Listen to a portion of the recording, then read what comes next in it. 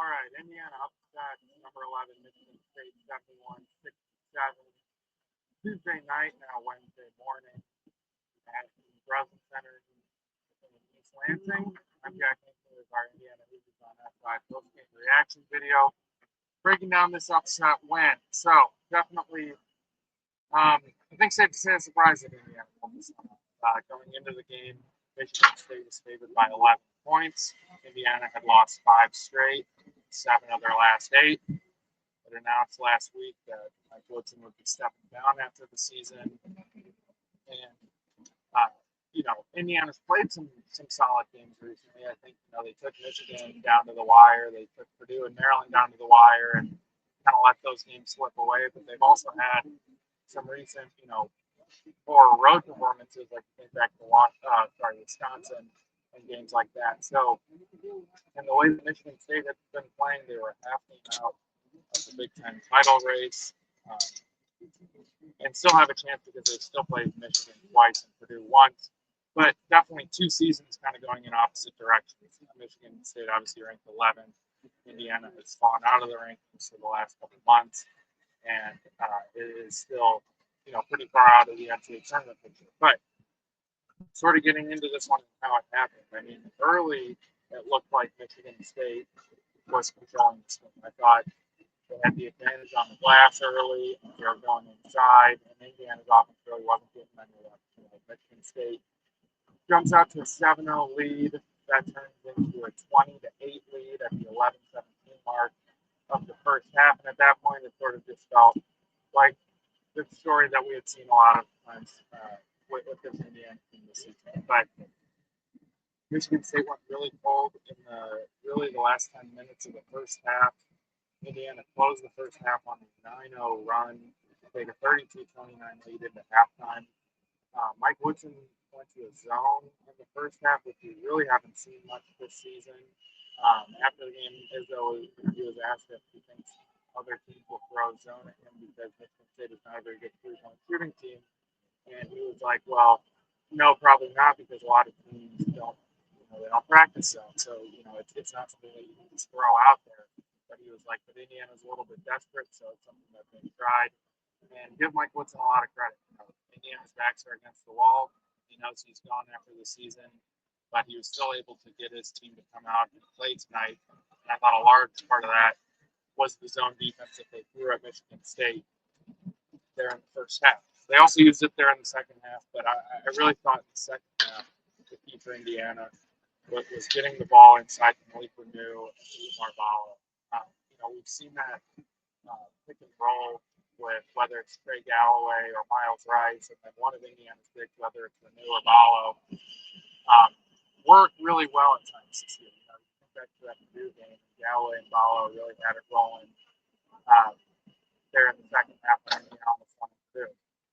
And tonight in the second half, it was really Malik Reneau. He finished with 19 points. 16 of those came in the second half. In the first half, it was really Ballo who kind of powered Indiana. He had 12 points in the first half. And Michigan State's big got in foul trouble early. Carson Cooper fouled out. Jackson Fuller had 4 fouls. Zabala kind of, he didn't give him much of an answer defensively either. And Izzo was talking a lot post-game just how they didn't have an answer for Reneau and Ballo inside, and they just simply didn't hit shots against the Indiana zone. That's sometimes what it comes down to.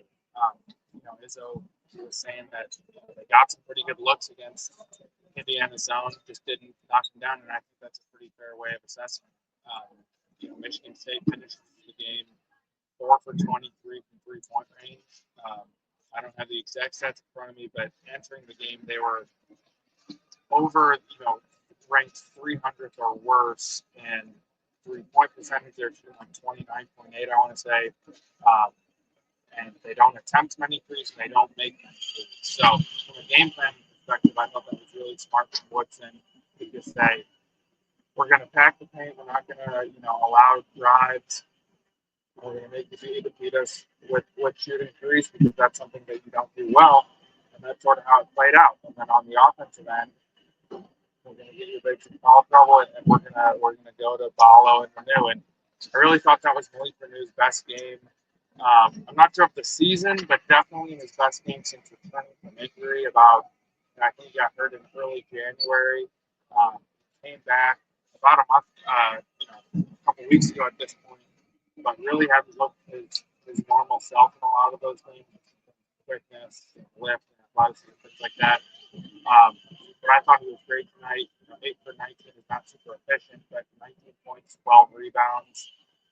This was kind of the Malik Reneau that we had been used to seeing last season when he made that big jump as a sophomore and in some of the earlier games this year. So just to kind of recap some leading scores, obviously I said Reneau letting in with 19, Ballo had 14, Goody with 10 points, hit 2 big threes.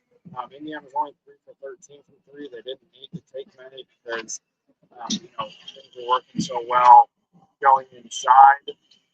Ballo 7 points, Regala had 6, but it was really the two big men. Michigan State, Gabe Nakins had 14, but an inefficient night for him, 6 for 15 from the field, 2 for 9 from 3. Jace Richardson, the freshman, coming off a 29-point performance against Oregon at 13 points, 5 for 12 shooting again, 1 for 6 from 3. So you take, and then Trey Holloman too, 0 for 4 from 3. So you take 3 of Michigan's guards, and to put up those 3-point shooting numbers, that's not going to get it done in very many games. Michigan State entered this one as one of the best rebounding teams in the country, and still out-rebounded Indiana 36-31. Had 12 offensive rebounds, 17 second chance points. So that was sort of what they've been doing to a lot of teams. But when you shoot 38.2% from the field, that's going to hurt. I think for Indiana fans, this one may have brought back some bad memories from those Purdue, Maryland, and Michigan losses because Indiana led the entire second half, and then with about 30 seconds left, the game basically just came down to a free throw shooting contest. Indiana was fouling up 3, so that in order to not allow a Michigan State 3, and Michigan State was fouling to try to get Indiana to miss free throws, and Indiana did. Miles Rice, I think he missed the front end of a 1-and-1. I think Trey Galloway split a pair, and then Bago split a pair. So Michigan State, in a way, sort of did their best in the foul game to try to get back in this one, but couldn't quite get one free throw to miss or a 3 to go down because Indiana's defense is fouling late. But I think we'll leave it there.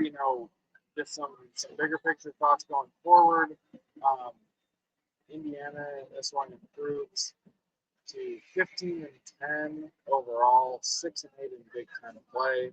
Obviously, still not meeting the expectations that this season entered with, but you got to give Indiana credit for getting a win against the nation's number 11 team on the road.